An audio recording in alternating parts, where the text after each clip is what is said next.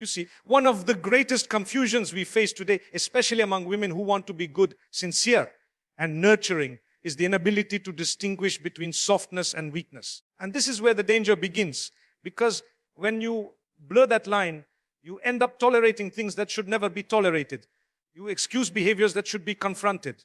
You shrink into silence when truth demands a voice. There's a very subtle deception in our culture today. The glorification of the soft woman who is always accommodating, always agreeable, always available. She's praised for her patience, her silence, her willingness to forgive over and over again, even when it's breaking her spirit. But let's be honest, that isn't softness, that's eraser. And you are not created to erase yourself just to keep the peace. Softness in its true form is strength under control. It's gentleness that's rooted in dignity, not desperation. The Prophet Muhammad was described as the gentlest of men. Yet he was firm, clear, and unwavering when it came to principles. He knew when to extend kindness and when to draw the line. He showed us that real strength isn't in loudness or aggression, but it's also not in passive submission. It's in having a spine made of steel and a heart soft enough to carry others without losing yourself in the process. Too many women have been conditioned to believe that being a good woman means always saying yes. Yes to mistreatment. Yes to being overlooked.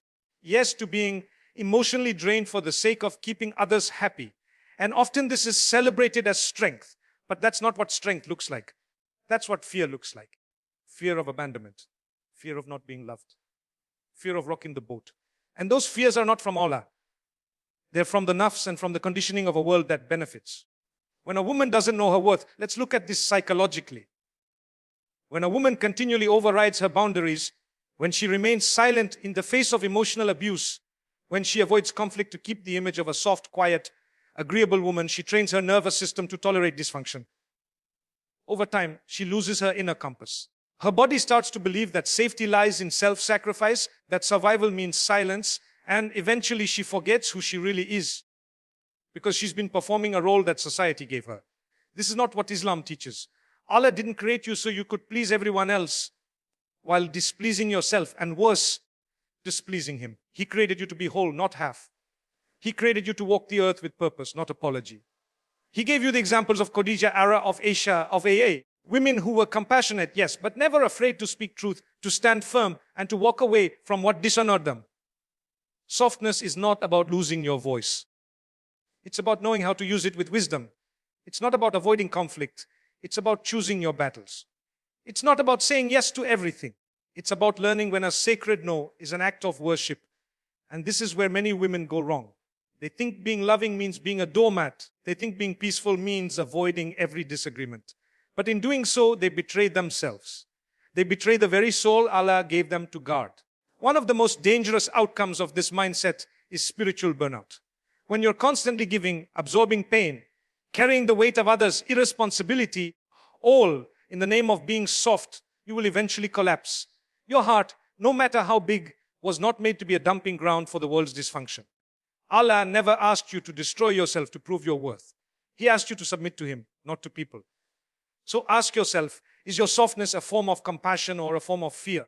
Are you saying yes because you genuinely want to do that, or because you're afraid of what will happen if you say no? Are you patient in the face of injustice because of strength or because of self-doubt? These are questions every woman must wrestle with, because at some point silence stops being noble and starts being self-abandonment. And understand this, boundaries are not the opposite of softness.